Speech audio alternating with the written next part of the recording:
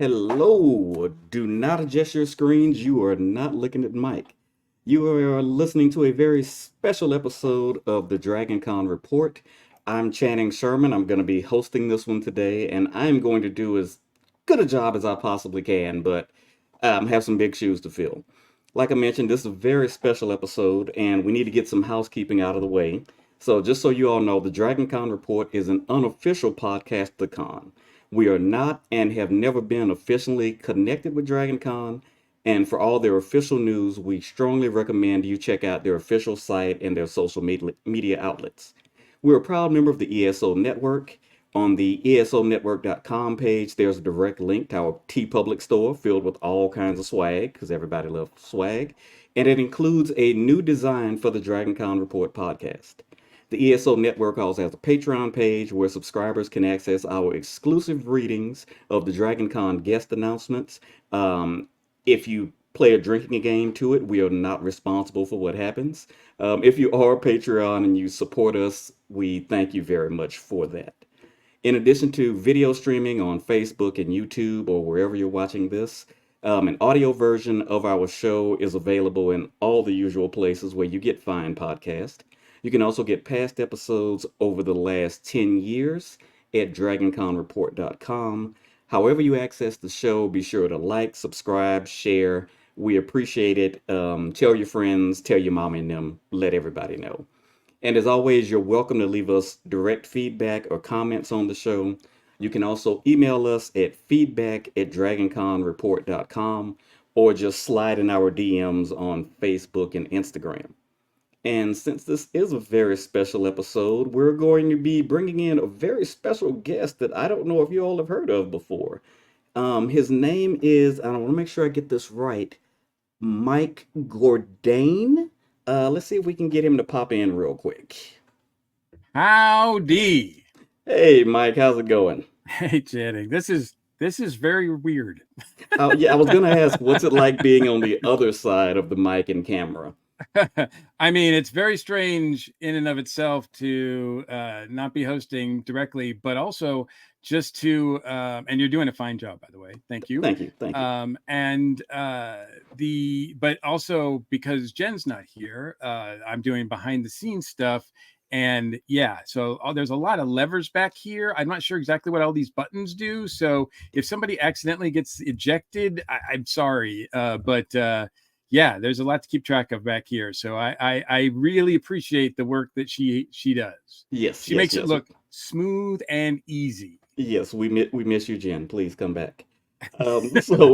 We are here because we're going to talk about a project that you have a special connection to. You've put together an anthology, and it's called Dragon Tales.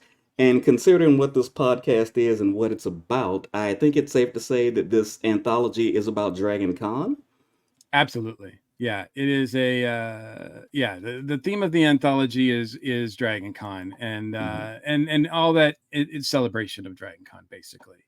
And the reason that I sort of came up with it is one, I love Dragon Con. I think if that's not clear enough from all of the hosting that I've done over the decades or so, the past decade of the Dragon Con report. But I mean, I've gone, I went to my first one in 1994 and I haven't missed one since. It's just something that's a part of me. And I love it so much. And the thing I love most about Dragon Con is the people. Right. I mean, and they, And they make up a they are Dragon Con. They're the lifeblood because Dragon Con is obviously volunteer run. absolutely. Yes. I mean, it is a, convention for fans by fans. And I recognize that right from the first time I went. And I appreciate it more and more every time I go. The more I find out about DragonCon, and there's a lot to find. I mean, I've been going 30 years, been running the DragonCon report, and there's still stuff about DragonCon that I'm discovering.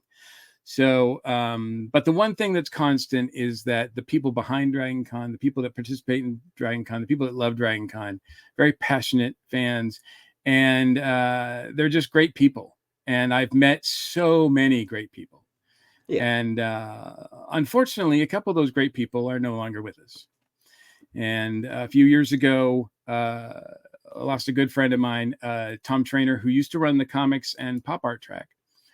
And he's responsible for a lot of big things creatively in my life, as well as sponsoring me to take part in DragonCon in the comics and pop art track. So when he passed away a few years ago, I thought trying to do something really nice in honor of him. And at the time, I was putting together some other anthologies for the Earth Station 1 network, Tales of the Station. And I thought it would be great to do a Tales of DragonCon kind of book. Yeah. But unfortunately, that never got off the ground. And so then it looks like you've managed to right the ship, so to speak. Well, yeah. I mean, it came up again. Unfortunately, it came up again when we lost Darren, who was a co-host of the DragonCon report for a number of years. And so I thought, well, here's another opportunity. Here's another person that I would not know if it wasn't for DragonCon, who I can't think of without thinking of DragonCon.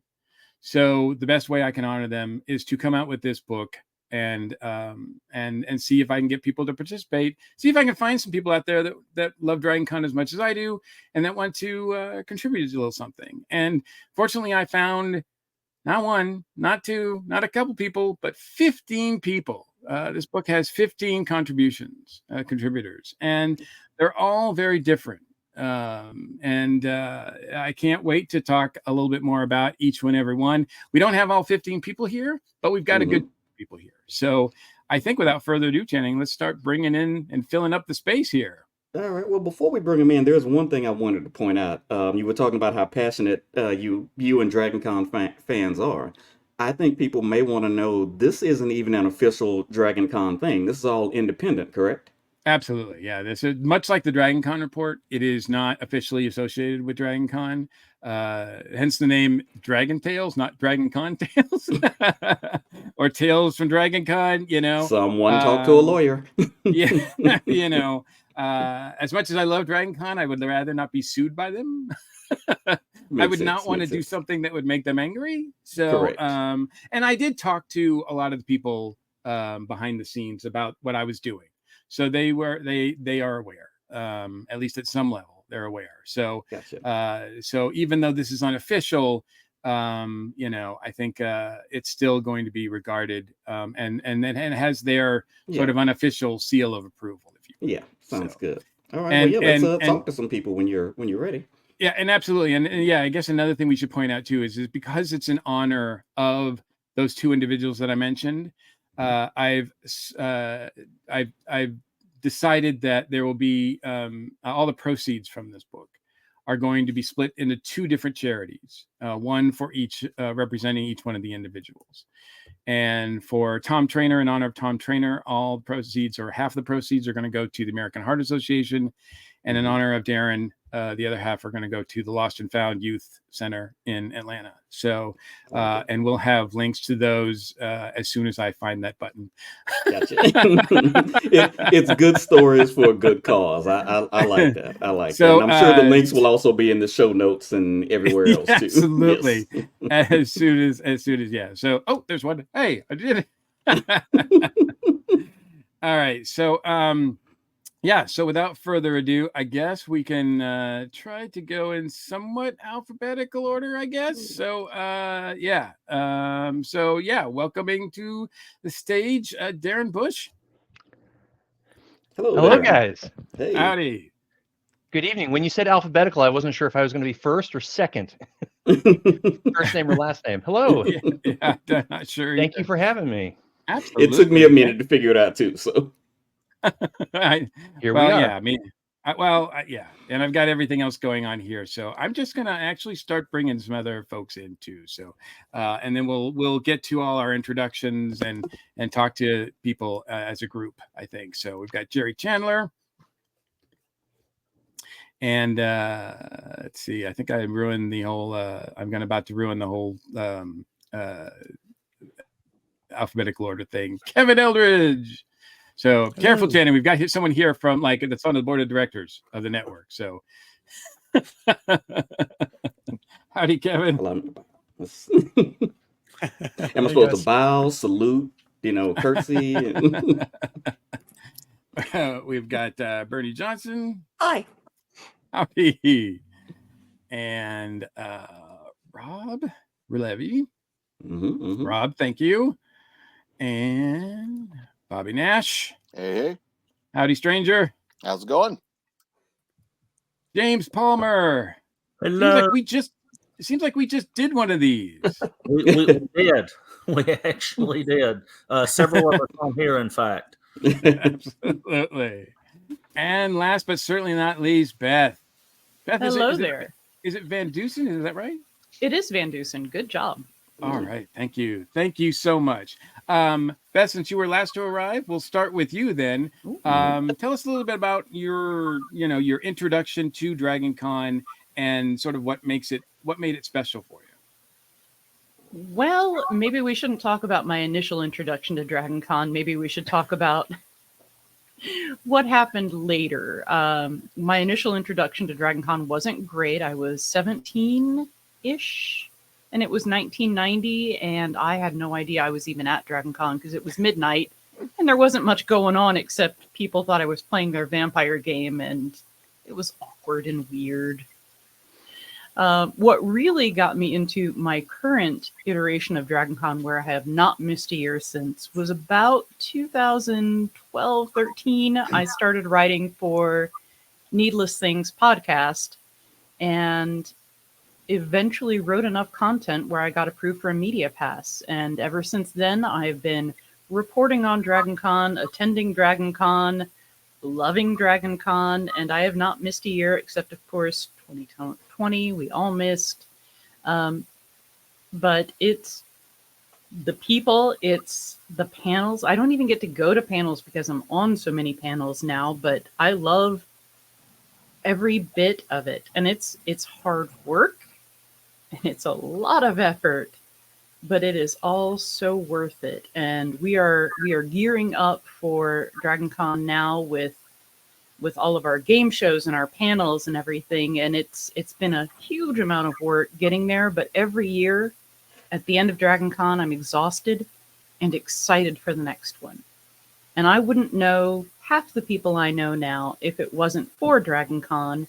And I don't think I'd have quite the same levels of relationships with a lot of those people that I do now. I think those of you that are on this podcast tonight that I do know, I only know from DragonCon. And these are people from across the country that I wouldn't know otherwise. So I thank DragonCon very much for giving me as much as it's given me. I don't think I'd have had the nerve to start a podcast if it wasn't for DragonCon. And giving me the confidence, and Joe Crow throwing me up on a stage and letting me talk to people. And, it's an amazing thing. And I can't say enough about how much it's done for me as a person and as a professional. Why are we using that in quotes? I mean, I'm an unpaid writer, unpaid podcaster. Professional Wait, bits. people get paid for this? Only you, Bobby. Only you. Wait. Mike, we've got to talk about some things after the show. I didn't know about this getting paid thing. Awesome. James, what about you? Oh gosh, when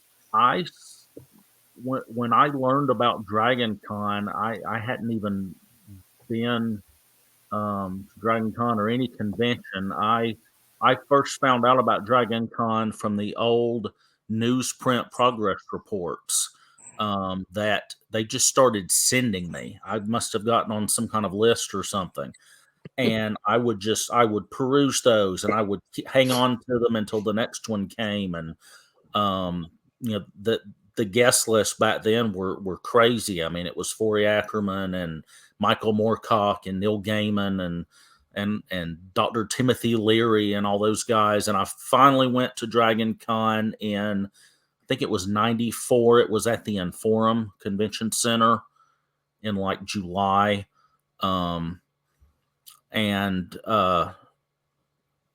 I think I missed a lot of it because I didn't really know what was going on, but I had a blast and I had to come back. And I've been going off and on ever since. I haven't been every year.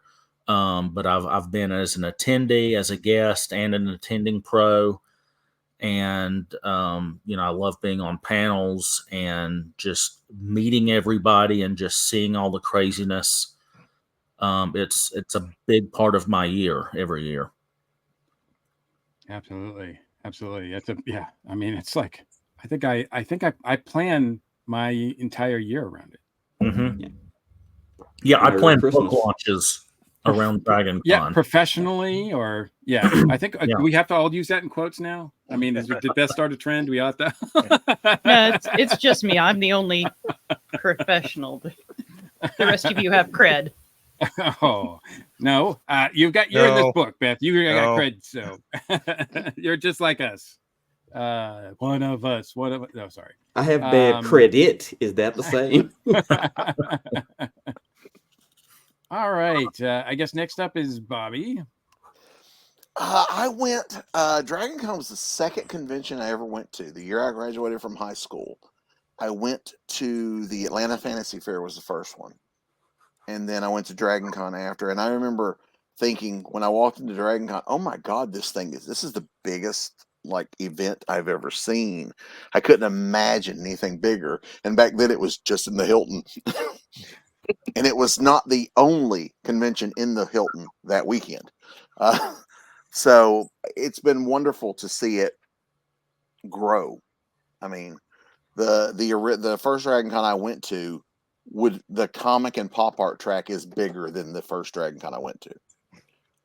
So seeing how it's grown and being able to kind of grow along with it has been wonderful. I've met some, like Beth was saying, I think I've met so many people who have become like wonderful friends because we met at this convention that I see. And there are some people I see just once a year at this convention. And it's like that little family reunion thing. Yes, it's my favorite show of the year. I kind of plan a lot of stuff around it as well. Plus, as a guest, you kind of have to plan other shows around it because there's stuff that goes into being a guest. There's things in the contract, so you kind of have to plan other shows around it and that kind of stuff. But yeah, it's my favorite show of the year. I've been since 1989. I've missed one when they had one. I mean, obviously we missed the pandemic year, but I've missed one since 1989. So I still count the virtual year, by the way. I do. I participated in the virtual year. I still Well, count it. Well, even the year I wasn't there physically that I had to miss, I did panels throughout the year, virtual, around the con, about the con. So, but yeah, there was just one physical year I wasn't able to go when the con was physically going. But yeah, so that was a rough year. A year without DragonCon is hard. So, absolutely. but yeah, no, it's my favorite show of the year. So, and Rob. There we go. I unmute. Hey, so my way to DragonCon was, I'm not local, so it's much more bizarre than you guys. I was in Atlanta for a journalism conference when I was in college, and I went to Underground Atlanta, and they had a Starlog store. And first of all, I'd never been in a Starlog store, so I was like kid in a candy store. And then when I was leaving, I saw a flyer for DragonCon. I'm like, what is this, right? And that was I think 95 was the NASFIC year, right? So I was like, ooh, what is this, right? And it was in, I think, July then. So I'm like, oh, what is this, right? And so I ended up going back to Atlanta a couple months later, and I went to my first DragonCon, and I've been going ever since. And it has become an indispensable part of my life. I think when you read the thing for the book, you'll see that I planned a lot of life events around DragonCon. I think everybody kind of does at this point. And I have to say, more of my best friends are people that I've met at DragonCon that don't live in St. Louis than my friends in town. And, we talked about the pandemic a little bit. I have a group of friends I met from DragonCon, and we all Zoom. We started to Zoom during the pandemic, sort of as a way to not go nuts and be social and still talk about nerdy things. And we still do it every week, and it's fantastic. So it's been a huge footprint in my life in so many ways. So Absolutely. Oh, and the people that complain about the heat on Labor Day weekend, this should remind them that it could be in July. It You was. know, I yeah. live- Like it used to be. Used to be in July. Yeah. I live in St. Louis, so I'm going from humid to like a little more humid. So yeah, it's Yeah, but there's a whole big difference between July in Atlanta and August in Atlanta. End I of August remember, in yeah. Atlanta. Oh, Well, maybe not this year. Right. All right. Bernie is next. I started going sometime in the early 90s. I know I went to a couple of other conventions first. And then, but once I started going, I've been every year except the pandemic year. We have had some broke years. I'm semi-local, or I'm from Atlanta, but I live like 65 miles away. But even the years that we are completely flat broke, we go for a day. We try to go for the whole weekend. We try to get a room. We do it, as much as we can. We have one this year, yay! But and I started going just as a fan, and it was at the time in the mid to late 80s when I was a teenager. I guess it was really the early 90s, when like 90 was probably the first time I went to a convention. Being a geek wasn't popular like it is. There was a lot of stigma. So in high school, you either didn't talk about your stuff, or you did, and you were just considered a geek. And I did talk about my stuff. I didn't care. But DragonCon and other conventions like that were the first place where I was like, oh, I can just be myself here and no one cares. It's awesome. And I started out, just doing different things. I think it was probably the mid 90s that I discovered there was a 90s writer track, maybe mid to late. There's so many tracks. There's so many things you can do. It can be a completely different convention for everyone and every year for you. And I started doing writers tracks, and that kind of inspired me. Every year I'd write something after DragonCon, and then I'd go back to just, procrastinating. But now I'm actually, continuing to write, which is nice. But yeah, it's just been, and I've met so many friends there, and friends we already had, we've dragged into it, and now they love it. So it's just been a fantastic, almost hard to imagine, hard to explain thing. We did have one set of friends where we told them about it for years and years and years. And finally, about 10 years ago, they came and they said, what you didn't tell us is it's just one 24-hour party. That's what it was at that point. Like back in the day, it wasn't as 24/7, but now it's just all the time. It's spread, taken over a huge chunk of the downtown area. And I guess that's it. Sorry, I don't have a good stopping point. That's all right. No, it's well, who can I still 30 years and I still haven't stopped talking about DragonCon. There's no stopping point. Yeah. I could just keep rambling about it for like the next 3 hours, but yeah. Well, I think Kevin is back with us. I really thought that maybe we had made the directors mad for the network, but yeah, I think I was having some connectivity issues, so hopefully my connection is good now. I had to reload everything. If I just break up on you and it's a disaster, just hit the eject button and carry on without me, my friends. That's okay. But what about your first sort of foray into DragonCon, and what made it special for you?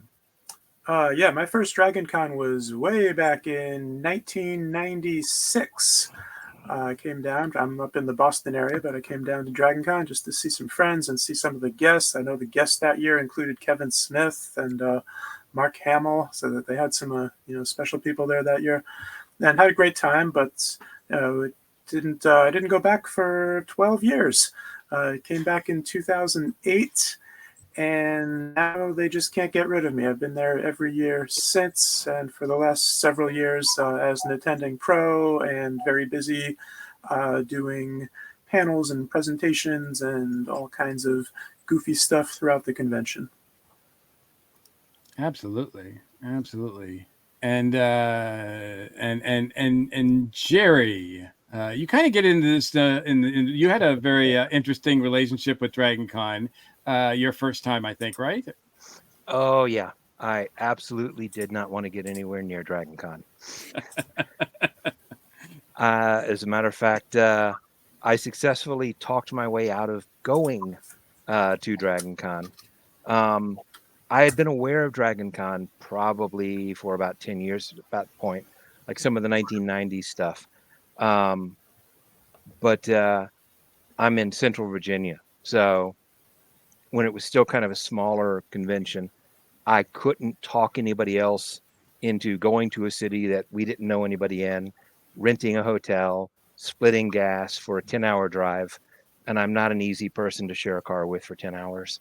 But eventually I met my wife and got married, and she had actually been working down in the Atlanta area for a little while before coming up to Virginia, and had been to DragonCon.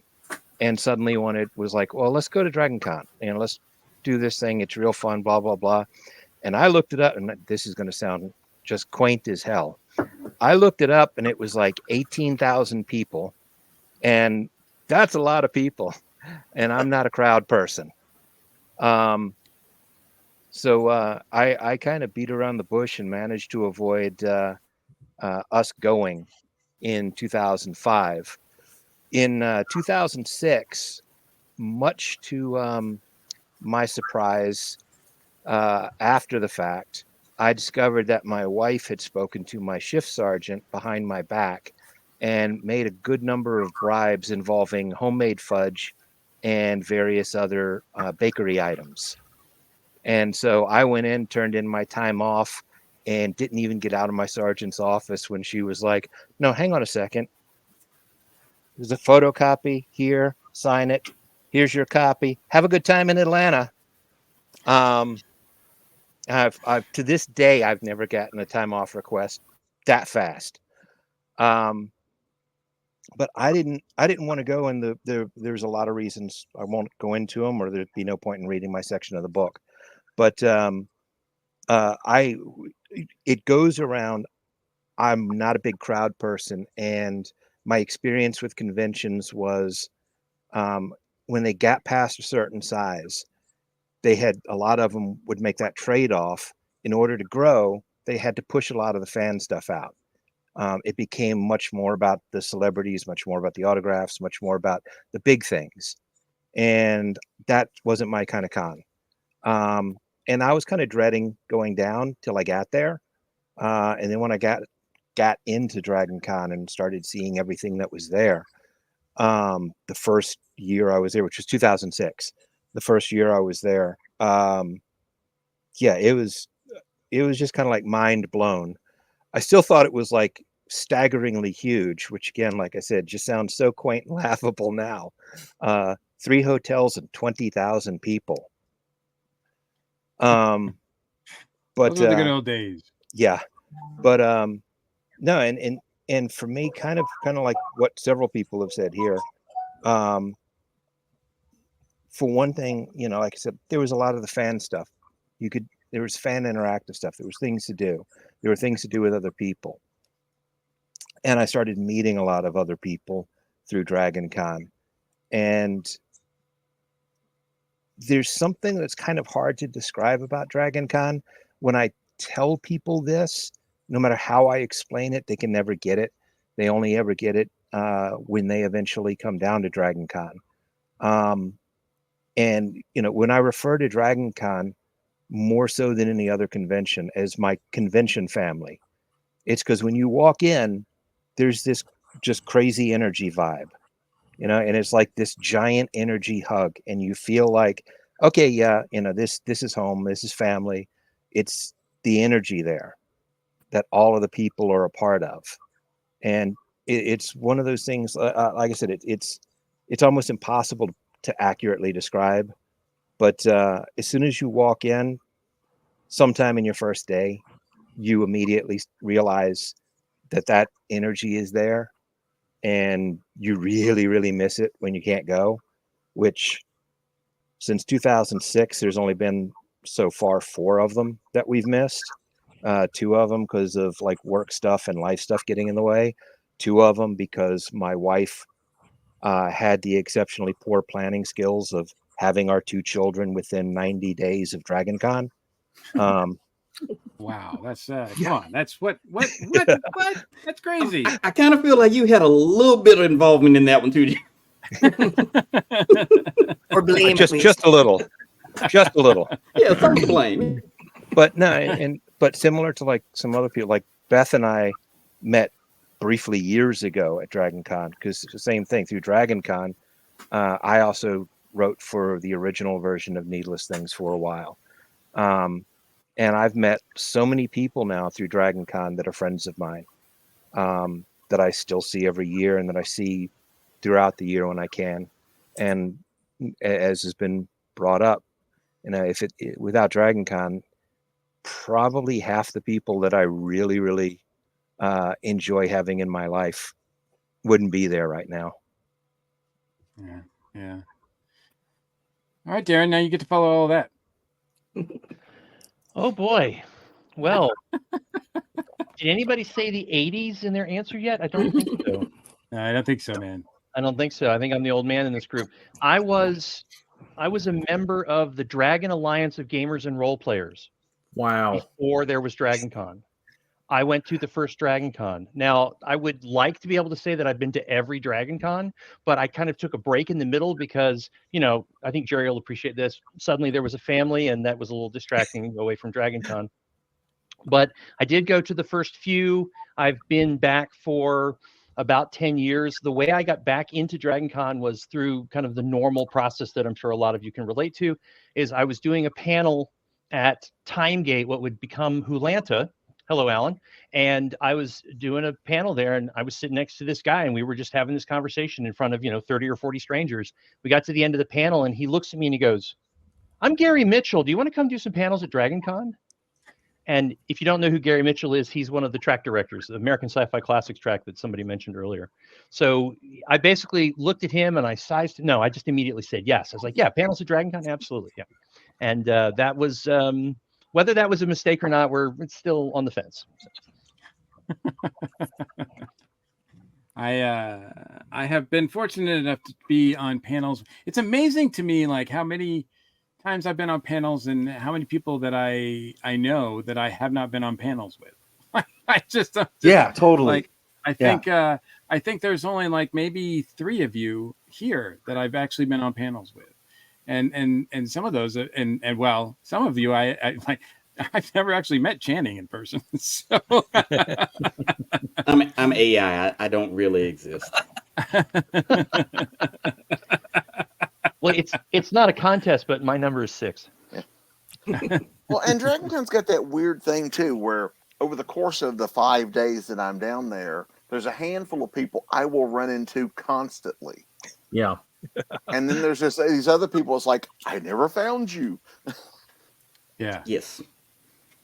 Absolutely. I feel like meeting up with friends at DragonCon should be an Olympic sport because it takes a lot of coordination and a lot of effort. Yeah, for a while there, cell phones just stopped working. There were so many people using their cell phones. You basically had to say, "Okay, meet me at the lamppost at 8:00 because these aren't going to work." I have that weird luck with it. It's like I'll spend the entire weekend trying to find everybody. In between, I volunteer for Horror Track, and we need volunteers because somebody just had an emergency, so we're down. I don't get a chance to see everybody that I want, and I can't find people even when we're trying to play messenger tag. And then Monday, the last hour of the con, is everybody is running around, checking out, doing stuff that it's like running past each other in the habit trails. There you are. Hey, good to see you again. Can't talk. Got to get on the road. One thing I always do when I go to the vendor halls is I go up to the 4th floor to the Comic Artist Alley first to see Bobby and Mike and Van Plexico and everybody else that's up there, because that's con for me, is seeing all my friends. So I always make a point of when I hit that building, I do that first. It can be a challenge. As Bobby Yeah. said, there are some, not only are there some people I only see at DragonCon, but there are some people that live less than an hour from me that I only see at DragonCon. Right. Yeah. I Some of think, that's on purpose, though. I think Well, too, that could be. Nobody here, right? not Nobody yet. watching. No, thankfully, no. Well, obviously, you guys have found something special about DragonCon, and I was very happy when each one of you and others said that they would be glad to submit something to the book. And it's amazing. We have so many different. The thing I love about it, people were like, "What should I do? What do you want? Do you want fiction? Do you want nonfiction? Essays? What do you want?" And I said, "Whatever. It's DragonCon. Whatever you want to give me." So the book is, I think, wonderful because from one submission to another, you're not going to know what you're going to get. There's some memories, stories about memories. There's essays. There's DJ Spider put together all of her 30 tips for DragonCon. So that's a big chunk of the book. But there's some fiction. There's some pure fiction stories. At least I think some of them are fiction. I don't know, James. I don't know about yours, man. I mean, it could be. You might be like looking at the future. Let's hope not.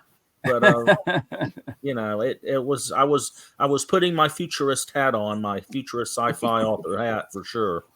James has the distinction of being the last entry in the book, and I think he, sort of predicted that when he named it The Last DragonCon. Yes. I'm like, well, nothing can follow that, I'm afraid. I just hope I fare better than I did in the ESO anthologies where people kept murdering me in their stories. So I don't. Were they trying to tell you something? Apparently. I think Mike will write the book separately where he murders all of us, and that's a second follow-up book. Yeah, Well, that's the editing process can be a bit brutal. I will say. Sorry. So, no. I mean, hey, Bobby, James, Darren, you guys know. It's sometimes more fun than others. But I will say, the first, every time I got every single one of these 15 entries, I was overjoyed. Tears were in my eyes because they were all really special. So I really appreciate the effort that you guys put into each one of your pieces, and they're so unique. We've got and I do have to want to give a shout out to a couple of people who aren't here. Mary Ogle, who couldn't be on this recording, but I do want to give her a special shout out because not only did she contribute to the a piece, an essay for the book, but she also did the artwork for the cover. Oh, cool. And I don't know if I can press a button and not eject everybody while showing you the cover. So I don't know if it's possible to edit this or, there'll be a link in the show notes or whatever. But see the cover if you get a chance because it is amazing. And she does amazing work. So I thank her for that. Also, Joe and Kevin did extra editing duties for me. So I appreciate that. So that alleviated a little bit of the stress. So there's three of us that want to murder everybody. I'm one of the few people who has already read the entire book, so I feel very privileged in that regard. It is true. No spoilers. No spoilers, but I can back up everything that Mike's saying is that it's such a variety of entries, and it's a real pleasure to read. It's fun to read. It runs the emotional gamut as well. It's funny. It's poignant at times. It's really, really terrific. So a terrific job to all the contributors. Yeah, I definitely wanted to make sure that this project sort of had that spirit of DragonCon. And it's funny, one of you mentioned the Olympics. And of course, we're sort of in that sort of area where the Olympics are going on as well. And I'm working on this book, trying to finish it up. And so there's a little bit of overlap because the Olympics are on in the other room. And I thought, the Olympics are where the world comes together to compete. But DragonCon is like where a lot of the fandom comes together just to come together. There's no competition. I mean, there's some contests and everything like that and all that sort of, sure, but it's Who not can drink like, the most at the bar? exactly. There is, well, there is a little bit of that. But it has sort of like this cool vibe to it that I think it's hard to replicate. I've been to a lot of other conventions, as you all have. Mm-hmm. A lot of huge, like bigger conventions, San Diego, New York, Chicago, C2E2, and they're good. I'm not gonna, say that they're better, worse, or whatever, but they don't have what DragonCon has.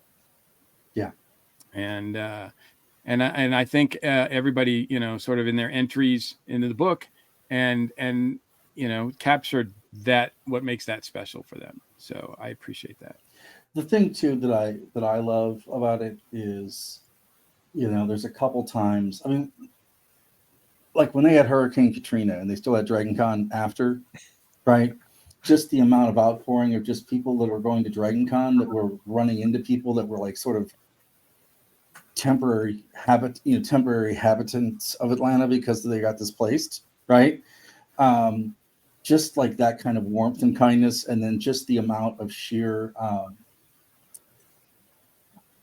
volunteerism with enthusiasm about the blood drives and the charity auctions and the charity con stuff. I mean, it's nice at least once a year for like 4 or 5 days just to be around people that are empathetic, and in none of the sort of compartmentalization that we get in the outside world sort of happens. It's really cool. Yeah, and absolutely. I think the city has really, because it wasn't this way in the early days, but the No. city has really embraced the convention in a way they did not do, when I was first going. Yeah. To where and I'm sure we probably all could just espouse stories of really cool things that we've seen. I remember the one year they booked the Salvation Army had a convention the same weekend as DragonCon, and there was this great moment when the elevator opened after an interminably long wait at the elevator, and there's this one huge guy in a Klingon outfit talking to these two little old ladies that were 80 if they were a day, and they were just having the most spirited, lovely conversation. Yeah. And that's the thing that DragonCon kind of hits to me, is it's like, it's not Star Trek versus Star Wars. It's, hey, we are DragonCon people, and people are just doing what they're doing, and enjoying. Bobby, that was actually the year I was cosplaying as an 80-year-old woman. Oh, wow. That may have been You were you. convincing. Thank you. One of the things that I love about coming to DragonCon, and it's probably a little different for me because I have to fly in, right? And one of the things I love to do is when I go to the airport, it's like, okay, who's going to DragonCon, right? And then you get on the plane and you can kind of tell. And I'm to the point now where I can tell if I'm on my plane and someone is going to DragonCon and they're new. I can just tell, right?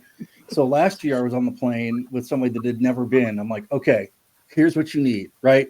And I saw them on Monday in that way that Michael mentioned, that you don't see anybody on them, and they like thanked me. He's like, oh my God, you were so right about hydrating and switching out shoes, And it was hilarious because I went to Atlanta one time off of con, right? And I was making a joke. It's like, wow, it's gonna be weird being in the airport and not seeing anybody dressed up like anything for DragonCon, right? And then about 25 minutes later, I still don't know why, there's a guy dressed like Thor walking around the airport. I had to sort of do a double take, right? But I think that's part of the joy of it too. It's like, you're like, I don't even know who these people are. I know nothing about them, what they do, what they like, or anything, but I know they're going to the same place I'm going. And there's a spirit of fraternity already, right? I mean, you just don't get that. I mean, I'm sure if you go to your checkbook writing convention or your Parcheesi convention or whatever it is people go to, right? That you don't get that, Parcheesi Con was awesome last year, man. Yeah. We were actually down at the Hilton last weekend filming the intro for the Big Damn Game Show, and we were at the Hilton, running around through the Marriott, running around into the Hyatt, and we set up, lights and cameras and all kinds of stuff. And every time a hotel staff member would stop and just kind of look at us, we go, it's for DragonCon. And they're like, oh, okay, it's cool. You're fine. Carry on. See you in a month. Yeah. The weirdest part is when you're down there, or that's not con week, how different. It's just empty. odd. Yeah, it's so empty. Yeah. And it's just, No, I get a little sidewalks. lost actually. I'm like, wait, what floor do I need to? I'm used to seeing this through the lens of like 20,000 people are between me and where I'm trying to get to. Well, and sometimes you just follow that. Okay, people are going that way. Yeah. You just kind of follow. And it's weird when you go to Atlanta, at least for me, and I go for like a concert or something, and I'm not staying near the convention area. I'm like, what is this? Right? It's like my bearings are all off. Right? I also wanted to take this quick second just to say, if you go to DragonCon and the people that are going to DragonCon, be nice to the people working at the hotels, the people cleaning your rooms, the people that like Uber you or Lyft you or take your luggage around. This is not the time to be a jerk, because this is probably, as much as we view it as like our vacation from life, this is a beast for the people that work in hotels, right? And all that. Again, stuff. they have to work, almost 24/7, Yeah. or they have to have people, And I generally Well- always make it a point to say hi and thank you and that type of stuff. But yeah, just if you're watching this, make sure to thank those folks, because man, I always feel bad too for the guys that have to vacuum the floors on Monday or Tuesday. Like, that's the job I don't want. I don't want to see what comes out of that floor. I'm like, ugh. That's why the Marriott keeps changing their carpet. Yeah, That's I would Bob add and the Carl, restaurant- right? I would Bob add and the Carl? restaurants to that too, because Yeah. Oh yeah. I mean, they are. Yeah. Because they all run out of stuff. I mean, even knowing we're coming, and some of the ones in the food court have taken to staying open much later than their normal closing time because we're there. Yeah. Yeah, last weekend we tried to go to the food court at 7 p.m. and the security guard was locking up the habit trail. I'm like, whoa. Wait, what do you mean food court's closed at 7 p.m.? Yeah. I'm just not used to that non-DragonCon life. Yeah. I remember the first year the cookie store was in the food court. Oh, and yeah. I happened to be walking by when the owner was like, why did nobody tell me this was here? Tomorrow night we will stay open late. Mhm. Which is also smart business, because when panels get out at midnight, 1 o'clock in the morning, people are hungry. Yeah, Absolutely. now some of them have themed foods and everything. Mm-hmm. One I went one year to Hilton, and this was for a non-DragonCon event, and I went to the bar, and I still waited 20 minutes before I ordered, even though nobody else was there. I'm just so used to having to wait for a drink. one of the most screwball things I tell people that I always find funny with DragonCon, that they don't get with like some other conventions that they go to, is like, because I was originally volunteering with media relations. Now I volunteer with horror, so I go in early to do other stuff. So I'm usually in by Tuesday. So I'm there Tuesday and Wednesday. Is everybody around DragonCon, not just in the actual DragonCon volunteers and everything. I tell people they're all preparing. It looks like the military is on maneuvers. Yeah. You go, it's like, I like Yami Yami, the sushi place. If I go early, I can't have sushi. They're closed. They have signs up that says preparing for DragonCon. And when you look through the gate, there's like everybody that's ever worked for Yami Yami is in there. And they're like prepping everything, like with just giant stacks of stuff against the wall. Yeah. And the other restaurants are like that. And then if you go to the food court Tuesday, half the food court is closed with signs on it that says recovering from DragonCon, see you Wednesday. It's like, I've never been to any other convention where like people like put that much into it that aren't direct parts of the convention. What I try to do too is I try to find one or two restaurants in Atlanta that aren't near the convention campus and go and just have like a meal in peace and quiet, or just sort of get away from like the insanity of it. And even when you do that, you're still finding places where it's been affected. Like you're going out in the perimeter and stuff, and they're like, Yeah, we didn't know how much to order because everyone's going to DragonCon, or oh wow, all the DragonCon people came in here. Like what, So that's kind of You interesting didn't go too. far you know. enough. Yeah.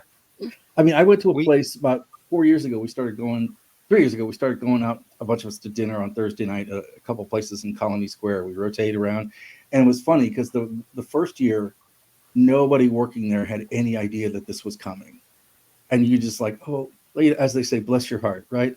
And then now it's like Mike said, it's like Fort Knox. Everybody's like running around like crazy, getting everything ready. So it even bleeds out into like Midtown and Yeah. Colony Square and places like that too, which is kind of fun. Yeah. Plus, it's not the only event that weekend in Atlanta. No, Correct. that is always the fun part for me too, because I used to stay at the Best Western when I started going. I talk about this in the book.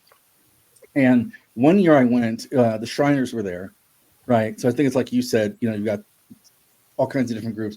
There was one year we stayed in the hotel. It was Shriners, Gay Black Pride, Clown Convention, and then People for a Wedding and DragonCon, and then the football football games. and football people. It was just like the buffet, like for breakfast in the morning, was just,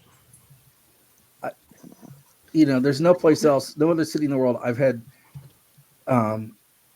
breakfast with, and the guy at the next, I'm having breakfast. The guy at the next table is like a mime, and he's not with DragonCon. It's just kind of like, what is this, right? It's kind of like, and then the other thing too that I want to talk about in the book, but my editor was a jerk and wouldn't let me run over, is the sort of like the come down after DragonCon, right? It's like how you readjust to the real world. You're like a goldfish that's been taken out of your like natural habitat and thrown back into a fishbowl, right?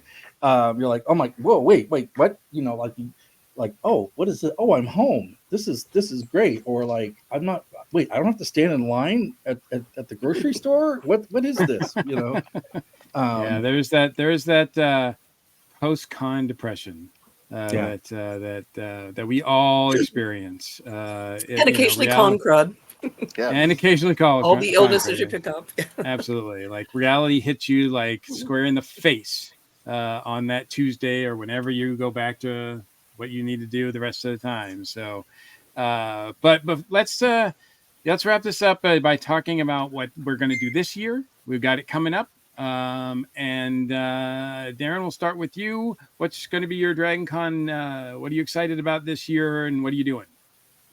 I'm excited, but vaguely, because I got the tentative schedule email, but I haven't had a chance to look at it yet, because it's always a heavy emotional moment for me to go through and go, they like me, and they like me, and they want me back, right? That's part of the I have to prepare for it. But I do know that I'm going to be moderating a panel for the alternate history folks. Hey, Liz, and we're going to be talking about the Roman Empire. And yes, cool. I'm going to start the panel off with the obvious Saturday Night Live joke. Don't give it away, anybody, but I'm going to start off with the obvious joke. I'm also looking forward to. I'm going to be vague on purpose because I'm not sure if I'm supposed to announce this or not. I've been asked to interview one of our guests, which is for DragonCon. I think is a first. So I'm I'm studying, I'm preparing, I'm reading their books. So yeah, so excited about that. Excellent. Jerry, I know you can't make it this year, and I'm sorry. No. We will miss you. But what do you want to promote that's at the con? Because I know a lot of people that are going to be there, and obviously the horror track has got some stuff. I think actually I'm going to be on the horror track. I think at some point this year. Absolutely check out the horror track in our sister track Urban Fantasy in the Weston. If anything to promote, kind of like one thing, like I said a few minutes ago, literally just today as we are recording this, the head horror track put out the word that, hey, we just lost another volunteer this year for family emergency. So if anybody knows somebody that wants to volunteer and kind of likes horror, give that a look, please. Other than that, my good friend Bill Mulligan, who is a writer with Falstaff Books, is going to be there this year, and he's going to be doing several panels. in both horror and urban fantasy. And Bill does, if you don't recognize him by name, but you've seen some of his stuff, Bill's the one that overcompensates and prepares. So he shows up with a laptop and has an entire PowerPoint presentation for the entire panel, but is really funny when he does it. So yeah, if you see Bill Mulligan on a panel, check that out. Other than that, just everybody go have fun, and wish I could be there. Absolutely. Absolutely. Kevin, what about you? How many panels you are assigned yet? Do you know? Things are still in flux, but a lot. I'll be doing a bunch as usual. Just to highlight 3 or 4 real quick. I wanted to mention the Geek Girls Run is happening Friday morning. This is an unofficial event, but I'm helping organize it again. It's just a little fun run Friday morning. It's not just for girls, although it's called the Geek Girls Run. It's like a 1.5 miles.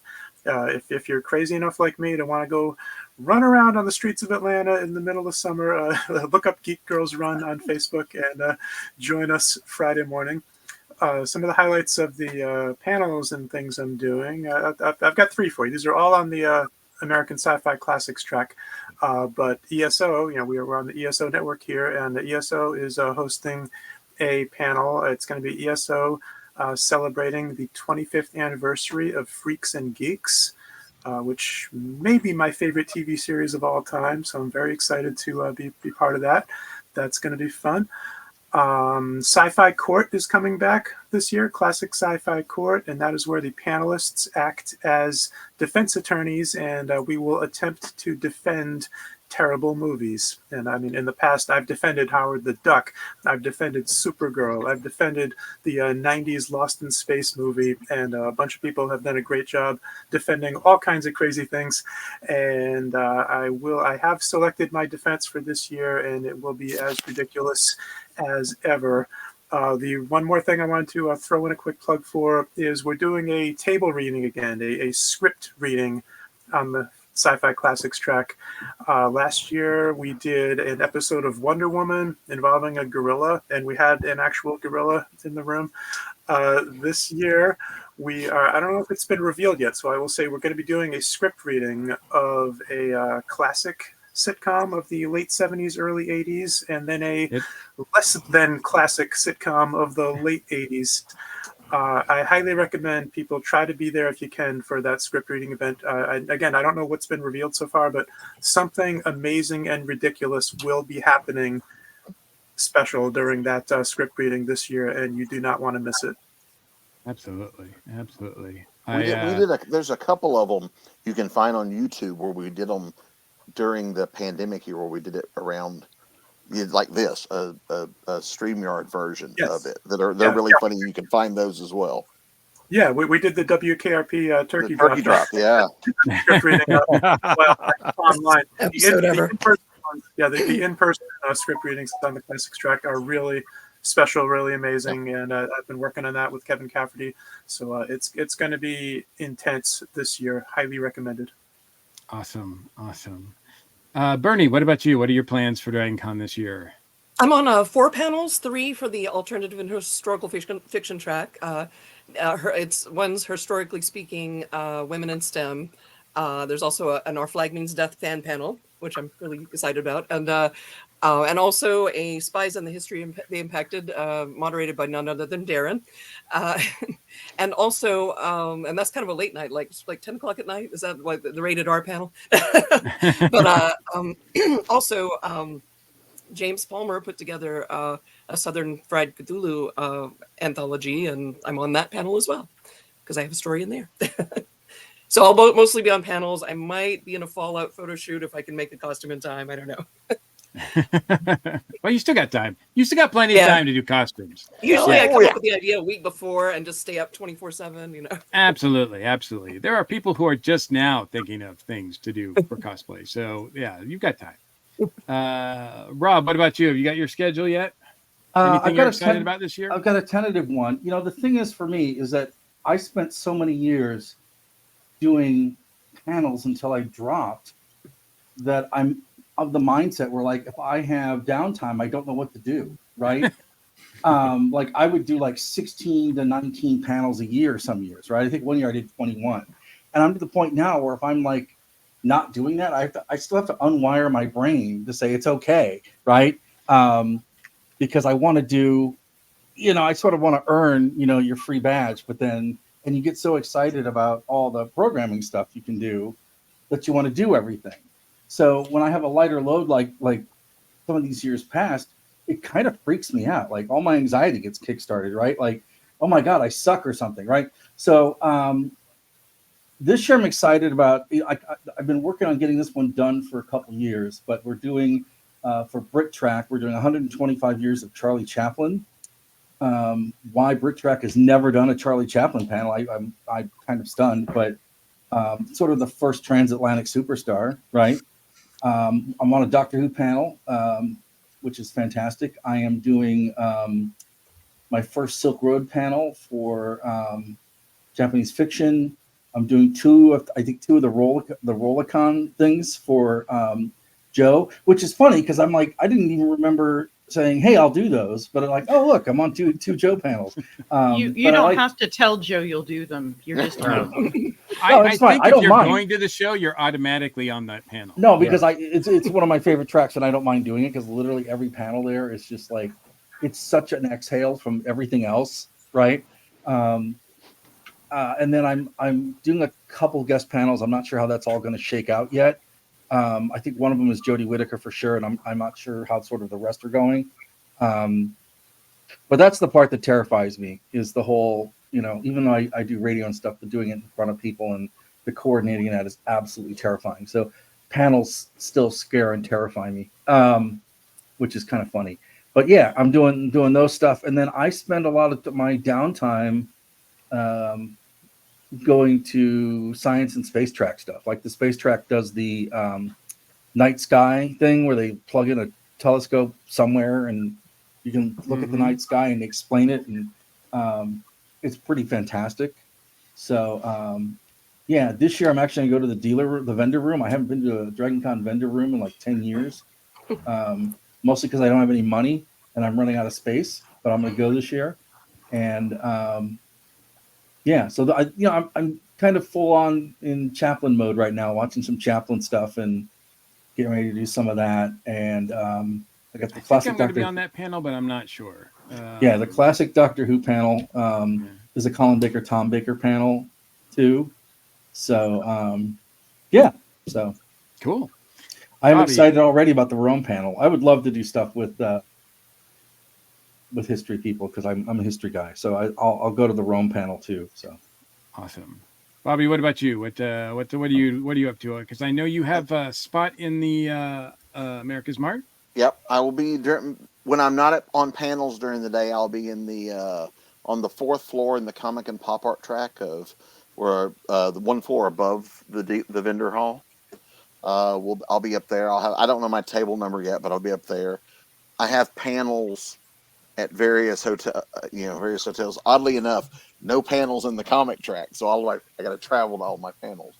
But I'll be up there. I think I've got like 7 or 8 panels scattered out because I know we have one Thursday night that we're starting off with, and then I'm also going to be part of Friday night the Fantasy Gather, which is like a nighttime book selling event for people for people to come out and just check out books, because not all of it. There's not a lot of author tables throughout the weekend, so this is a chance for authors to throw out some books. And yeah, they really need an author alley. I think so. I mean, I get it because of the comic book type, because I also write comics. So, and we get tables up there. But yeah, it would be. I think an author alley would be awesome. Yeah, I think so too. I don't know. We got to talk to see if we can make that happen. But very exciting. James, what about you? A couple people have mentioned some of the things. The two big things I'm excited for is the Fantasy Gather. It'll be Friday night, 8 p.m. to midnight in the International Ballroom in Huge. Hyatt. It like tripled in size from last year. Tripled in size. Yeah. and it's if people aren't familiar, it's in the International Tower side, and it's the one level above where SF Lit and Fantasy Lit and the Writers Track are. So really convenient there.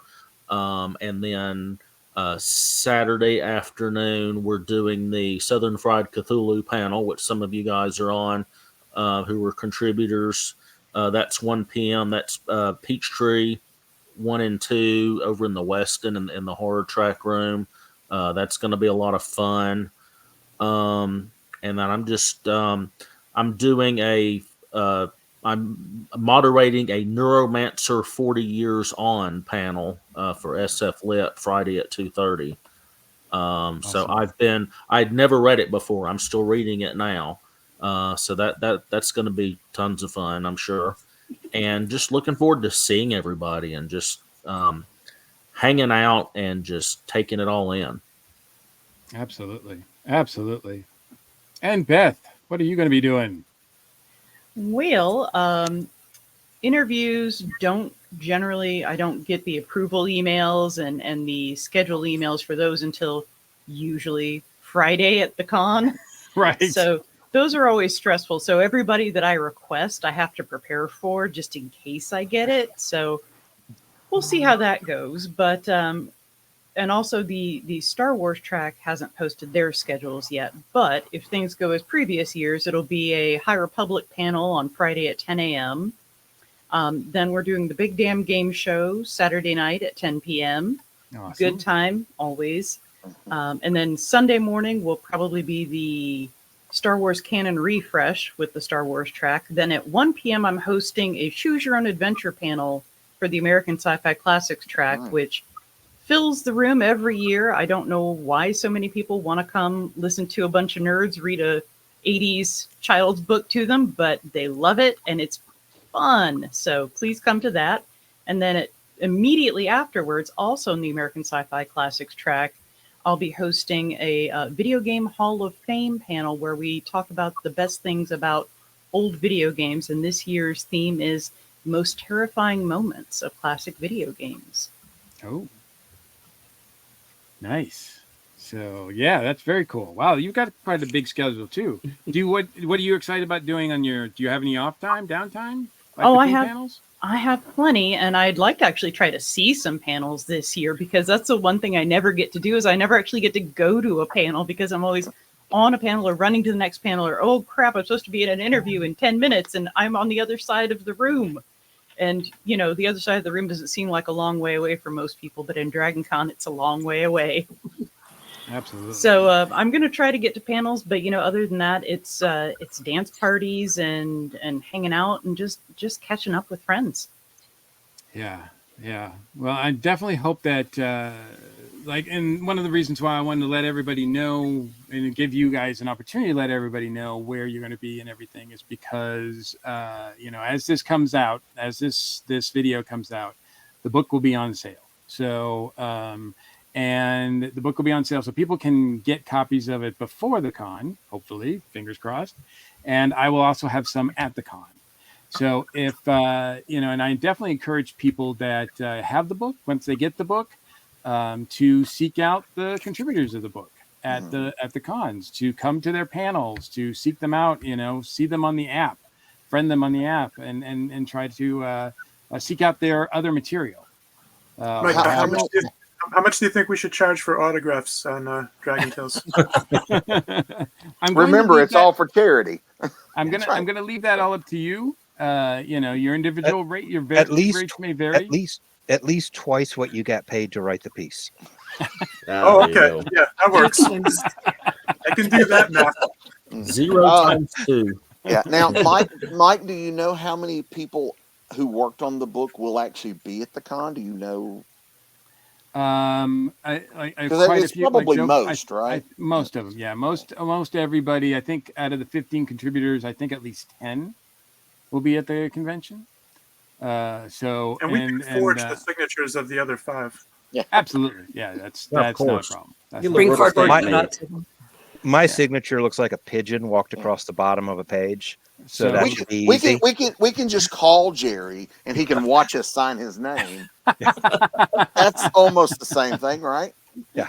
Sounds So- legally binding to me. Yeah. So I will have a table at in Artist Alley. So hopefully the books will arrive and you can get your book there. And I should hope to have plenty. We'll see how that all works out. Fingers crossed. But I'm very excited that people will be able to get this book.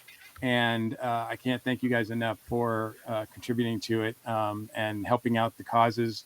And yeah, and I definitely want to make sure. I mean, obviously, your information, and we're gonna have it in the show notes about where people can find you and look at your other works and follow you on Facebook and all the social medias and everything like that. So, because I want to make sure that you guys are justly rewarded for your efforts. So I appreciate it, and yeah, let's have a good con. Definitely. Can I ask one favor of everybody that hears this, including the other 8 people that are here? Because I can't be there to do it this year. If you go to the military sci-fi track panels this year, and Van Allen Plexico happens to be on one of those panels, and Babylon 5 gets brought up, please ask him to explain time travel in Babylon 5. Because it breaks his brains in the most hilariously entertaining way. I am on a panel for that track with Van. Ask him to explain time travel in the new animated Babylon 5 movie. His brain will lock up for at least 5 minutes. And this person is your friend, right? Because it sounds like you want to torture them. We see each other at DragonCon and joke around. Yeah. Excellent. All right. On that note, Channing, let's get out of here. Sorry about that. I was about to say we've got a new exit on this show. The white screen suddenly flipped over to something else. Happens to the best of us. All right, so we're going to close out this next episode. Thank you to all of our guests. I will definitely try to find as many of you as I can because I'm getting the book and I will want some autographs, if for no other reason, just so I can possibly blackmail you in the future, depending on what you've written about. Mike, always happy, and thank you for pulling triple duty as co-host, guest, and producer. So you truly are a man who wears many hats. Not all of them are fezzes. Just the one right now. I mean, that's I just want to go back to the one. So we try to cover everything we can with these episodes, but remember, for the latest news, check out all the official DragonCon websites and social media outlets. They're on Facebook, Instagram, Twitter, and Discord. All the fan tracks have their own groups and different social medias as well, so be sure to follow them there. We are a proud member of the ESO Network. On the esonetwork.com page, there's a direct link to our TeePublic store, so you can get that swag. I'm going to be having a lot of shirts, so you can get a shirt and say, hey, I've got the same shirt that Channing has. There's also a Patreon page where supporters can access our exclusive readings of each month, the guest announcements. I'm apologizing in advance because I butcher a lot of the guests' names. But again, it's good if you want to laugh. You can't beat that. It's less than the cost of most streaming services. Whether you're watching or listening or even reading this in the transcript, just be sure to support our show by liking, subscribing, and sharing with everyone. And give us some feedback. You can email us at feedback@dragonconreport.com, or, like I say, slide in our DMs on Facebook and Twitter. Thanks, and we hope to see you all at DragonCon. Thanks, everybody. Thank you.